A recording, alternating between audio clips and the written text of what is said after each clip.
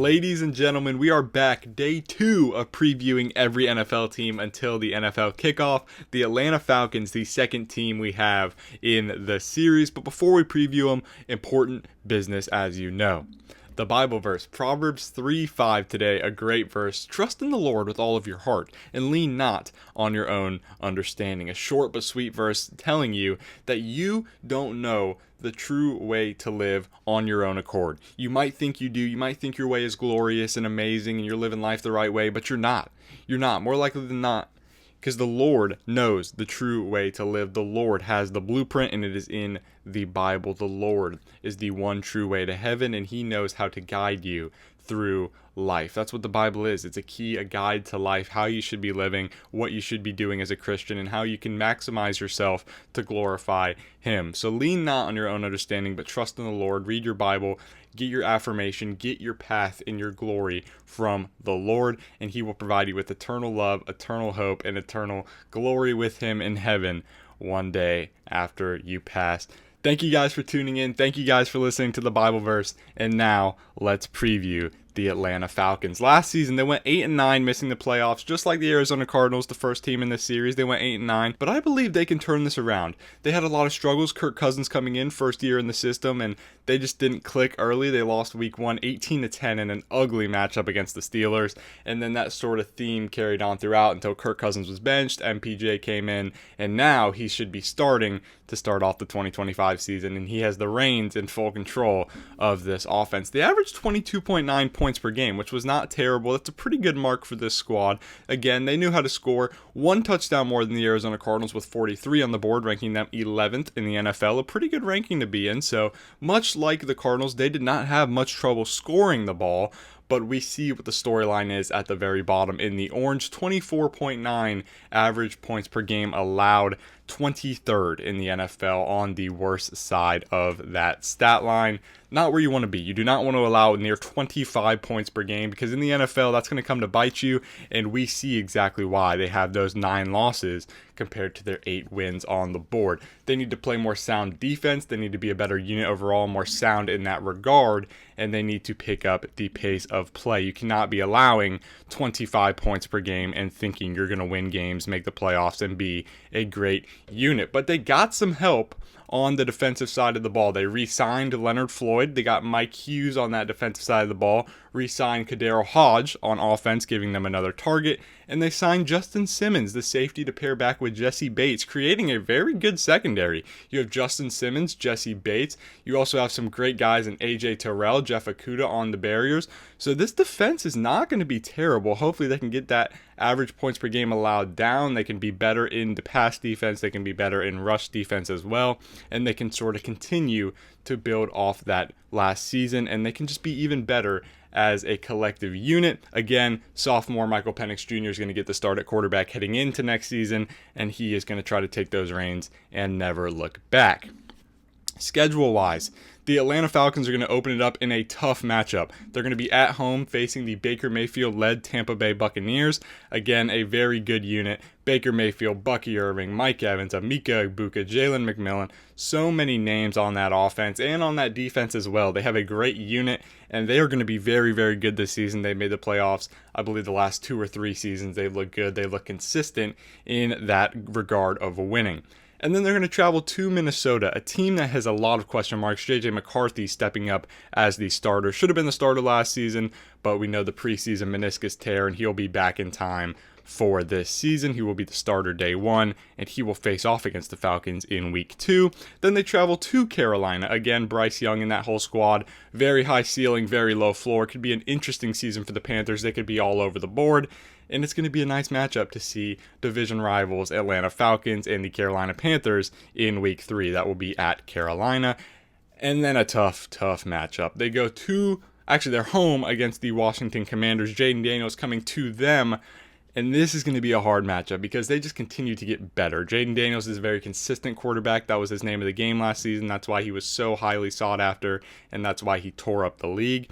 He's going to be coming with his guys and Terry McLaurin and that just whole system of offense that are going to look to put some points on the board, so they have to be ready for that matchup. And then an early bye week, week 5 bye week for the Atlanta Falcons. So you really want to bank on that bye week to sort of get a reset if you're having a bad first half of the season, but they don't have that luxury this year because they only have 4 games between them and their bye week, a very unfortunate bye week. If I was a GM, if I was a head coach, I would not want the week 5 bye week. I just feel like that's such a disadvantage in the grand scheme of things. And then out of the bye week, they're going to face the Buffalo Bills at home. A very hard matchup. The reigning MVP Josh Allen coming with his unit that looks to be much improved from last season and looks to get revenge in the postseason. So they're going to be flaming hot to start off the season. And that's going to be a tough matchup at home. And then they travel to the San Francisco 49ers, again, a team that I believe took a big step down in a matchup that they could probably take in primetime on Sunday night. And then they face the Miami Dolphins at home. If you guys know me, I am a Miami Dolphins fan and not too excited about this season. Obviously, I'm excited as a football lover. I'm very excited to get football back. But the Miami Dolphins this year is going to be all over the board. It could be anywhere, honestly. I'm not really previewing the Dolphins too much, more focused on the Atlanta Falcons right now, but it could be an ugly season. And then they travel to New England, a team that is rebuilding with Drake May. They got a lot of good targets, a lot of guys to look out for this season. I believe the Patriots could be a sneaky team this season, so they will face them in Week 9. And then the latter half of their schedule, they will face the Indianapolis Colts at home in Week 10, starting to get into this cool, chilly atmosphere in November 9th. And then they have the Carolina Panthers, again, division rivals, in Week 11. That will be a home game at 1 o'clock. Week 12, they will travel to New Orleans, a team, again, that is very struggling this season. Probably won't be too good. Will probably be a pretty simple matchup for the Atlanta Falcons in the grand scheme of things, facing off the Saints in Week 12. Week 13, traveling to the Big Apple, New York City, to face on the New York Jets with an interesting face of their organization. Justin Fields, Garrett Wilson, Breece Hall, Braylon Allen. That's going to be an intriguing team to watch because they could be all over the board. That offense, very high caliber, a lot of speed players, a lot of big playmakers, could be pretty good there in New York, but we'll have to see as the season goes on. They have them later in the season on Week 13, then followed by Week 14 against the Seattle Seahawks. That'll be a home game advantage because they don't have to travel all the way out to Lumen Field in Seattle, play at a 4:25 game. They get the Seahawks at 1 o'clock in their home stadium. And then again, with division rival Tampa Bay Buccaneers, this time traveling to Tampa Bay in a Thursday night primetime matchup on Amazon Prime. And then Week 16, they face the Arizona Cardinals, not the Atlanta Cardinals, that's not a team. They face the Arizona Cardinals in the desert at 4:05. Week 17, they face the Los Angeles Rams, a team that's going to be good this season. They've been good in prior seasons. Matthew Stafford, Puka Nacua, Devontae Adams, Kyron Williams, very good offense, and they face them in a Monday Night Football matchup. So that will be an interesting matchup. Maybe some implications of playoffs down the line as two NFC teams that could have some good records and some playoff spot hopeful. And then closing out the season with a flex determining game against division rival New Orleans Saints. Not really expecting too much out of this game. Should be a pretty easy one to cap off the season and maybe find themselves in a wild card or division spot if they have a good season. The Atlanta Falcons in a very interesting spot.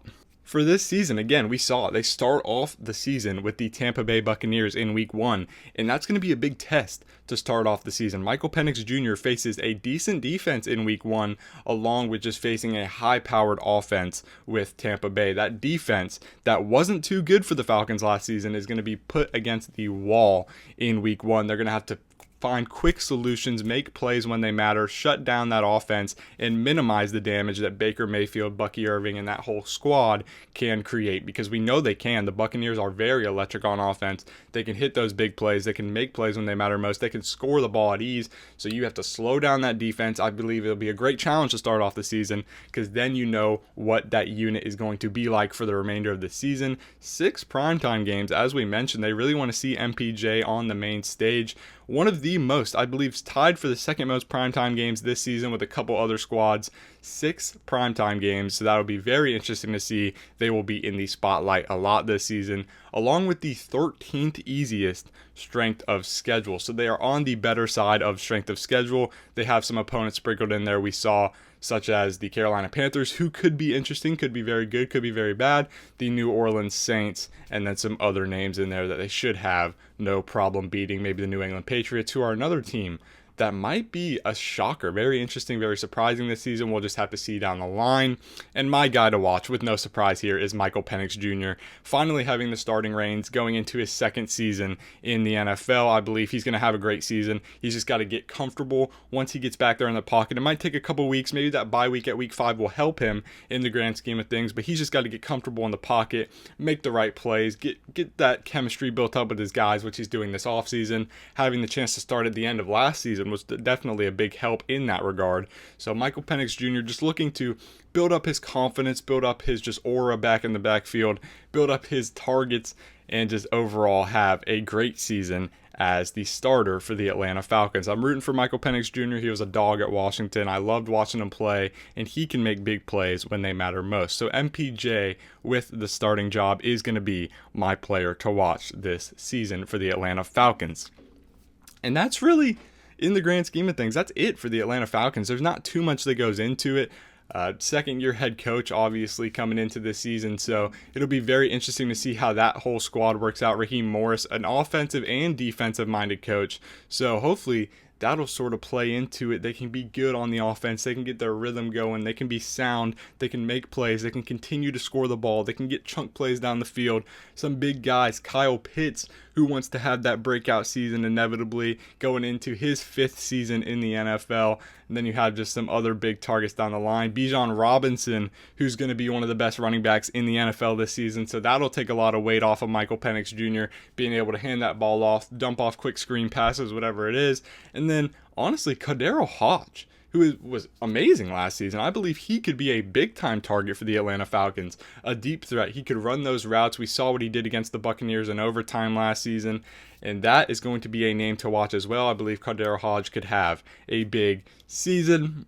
And then they didn't really lose too much. They lost Drew Dahlman, the center, to the Chicago Bears, and then Grady Jarrett as well, I believe, to the Chicago Bears. So Chicago over there just stealing all of Atlanta's players. Not really cool, man, but hey, to each their own. The Atlanta Falcons looking to have a bounce-back season after going 8-9 last year, make the playoffs, be back in that spot, and compete for the ultimate goal.